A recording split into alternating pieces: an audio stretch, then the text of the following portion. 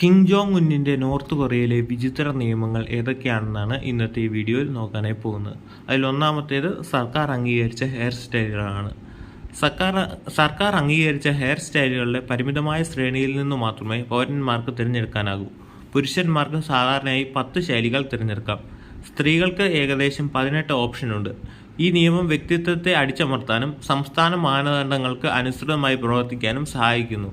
അംഗീകരിക്കാത്ത ഹെയർ സ്റ്റൈലുകൾ വിയോജിപ്പിൻ്റെ ഒരു രൂപമായി കണക്കാക്കാം. ഇങ്ങനെ അംഗീകരിക്കാത്ത രീതിയിൽ ആരെങ്കിലും ഹെയർ സ്റ്റൈൽ ചെയ്യുകയാണെങ്കിൽ അവർക്ക് തക്കതായ ശിക്ഷ നോർത്ത് കൊറിയയിൽ ലഭിക്കുന്നതാണ്. അടുത്ത മാധ്യമം വിനോദ നിയന്ത്രണങ്ങളാണ്. പുറം ലോകത്തിൽ നിന്നുള്ള സ്വാധീനം തടയുന്നതിനായി സിനിമകൾ, പുസ്തകങ്ങൾ, സംഗീതം എന്നിവയുൾപ്പെടെയുള്ള വിദേശ മാധ്യമങ്ങളിലേക്കുള്ള പ്രവേശനം ഭരണകൂടം പൂർണ്ണമായും നിരോധിക്കുന്നു. കിം കുടുംബത്തെ മഹത്വവൽക്കരിക്കുന്നതും ഉത്തര കൊറിയയുടെ പ്രത്യയശാസ്ത്രം പ്രോത്സാഹിപ്പിക്കുന്നതുമായ സംസ്ഥാനം നിർമ്മിച്ച ഉള്ളടക്കം മാത്രമേ നോർത്ത് കൊറിയക്കാർക്ക് കാണാൻ സാധിക്കുകയുള്ളൂ. ദക്ഷിണ കൊറിയൻ TV ഷോകൾ അല്ലെങ്കിൽ പാശ്ചാത്യ സിനിമകൾ പോലെയുള്ള വിദേശ മാധ്യമങ്ങൾ സ്വന്തമാക്കുകയോ വിതരണം ചെയ്യുകയോ ചെയ്യുന്നത് തടവ് ശിക്ഷയോ വധശിക്ഷയോ ലഭിക്കാവുന്ന കുറ്റമാണ്. അടുത്തത് വ്യക്തിത്വത്തിൻ്റെ ആരാധനയാണ്. പൗരന്മാരിൽ നിന്ന് അചഞ്ചലമായ വിശ്വസ്തതയും ആദരവും ആവശ്യപ്പെടുന്ന വ്യാപകമായ വ്യക്തിത്വ ആരാധനയുടെ കേന്ദ്രമാണ് കിം ജോങ് ഉൻ. കിം രൺ സുങ്ങിൻ്റെയും കിം ജോങ് രണ്ടാമൻ്റെയും പ്രതിമകൾ രാജ്യത്തിലുടനീളം പ്രമുഖമാണ്.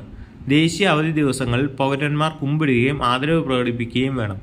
എല്ലാ വീടുകളിലും കിം കുടുംബത്തിൻ്റെ ഛായാചിത്രങ്ങൾ പ്രദർശിപ്പിക്കേണ്ടതുണ്ട്. ഇവ വൃത്തിയാക്കുകയും സൂക്ഷ്മമായി പരിപാലിക്കുകയും വേണം. അങ്ങനെ ചെയ്യുന്നതിൽ പരാജയപ്പെടുത്തുന്നത് കഠിനമായ ശിക്ഷകൾക്ക് കാരണമാകാം. അടുത്ത 3 തലമുറ ശിക്ഷാ രീതിയാണ്.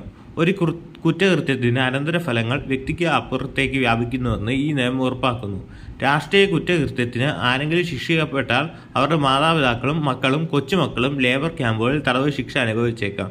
കുടുംബങ്ങൾക്കുള്ളിൽ ഭയത്തിൻ്റെയും പരസ്പര നിരീക്ഷണത്തിൻ്റെയും അന്തരീക്ഷം സൃഷ്ടിച്ചുകൊണ്ട് ഭിന്നാഭിപ്രായം ഇല്ലാതാക്കുകയാണ് ലക്ഷ്യം. അടുത്തത് നിയന്ത്രിത യാത്രയാണ്.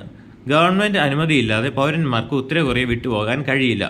വളരെ കുറച്ചു പേർക്ക് മാത്രമേ അന്താരാഷ്ട്ര യാത്രയ്ക്ക് അനുമതി നൽകിയിട്ടുള്ളൂ. ആഭ്യന്തര യാത്രകൾ പോലും കർശനമായി നിയന്ത്രിക്കപ്പെടുന്നു. പ്രദേശങ്ങൾക്കിടയിൽ നീങ്ങാൻ അനുമതി ആവശ്യമാണ്. ഇത് സഞ്ചാര സ്വാതന്ത്ര്യത്തെ തടയുകയും പൗരന്മാരെ ഒറ്റപ്പെടുത്തുകയും ചെയ്യുന്നു. അടുത്ത വ്യക്തിഗത തിരഞ്ഞെടുപ്പുകളുടെ നിയന്ത്രണമാണ്. ജീൻസ് ധരിക്കുന്നത് പോലെയുള്ള പാശ്ചാത്യ സാംസ്കാരിക ഘടകങ്ങൾ മുതലാളിത്തത്തിൻ്റെ പ്രതീകമായി കാണുന്നതിനാൽ നിരോധിച്ചിരിക്കുന്നു. അന്താരാഷ്ട്ര ഫോൺ കോളുകൾ ചെയ്യുന്നത് നിയമവിരുദ്ധമാണ്.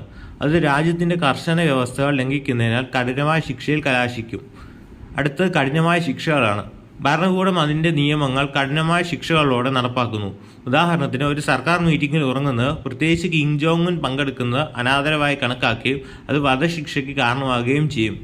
ഭയം ജനിപ്പിക്കുന്നതിനും നിയന്ത്രണം നിലനിർത്തുന്നതിനുമുള്ള ഒരു മാർഗമായി ചിലപ്പോൾ പൊതുവധശിക്ഷകൾ ഉപയോഗിക്കാറുണ്ട്.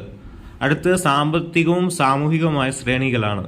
ഉത്തര കൊറിയൻ സമൂഹം സോങ്ബൺ എന്ന ജാതി വ്യവസ്ഥയാൽ വിഭജിക്കപ്പെട്ടിരിക്കുന്നു. വിദ്യാഭ്യാസം, തൊഴിൽ, ഭക്ഷണം എന്നിവയിലേക്കുള്ള ഒരു വ്യക്തിയുടെ പ്രവേശനം ഇത് നിർണ്ണയിക്കുന്നു. ഭരണത്തോട് കൂറ് പുലർത്തുന്നവരെ ഈ സംവിധാനം അത് അനുകൂലിക്കുന്നു. അതേസമയം വിശ്വാസക്കുറവുള്ളവരെ പാർശ്വവൽക്കരിക്കുന്നു. അടുത്ത് പ്രചരണത്തിൽ നിർബന്ധിത പങ്കാളിത്തം.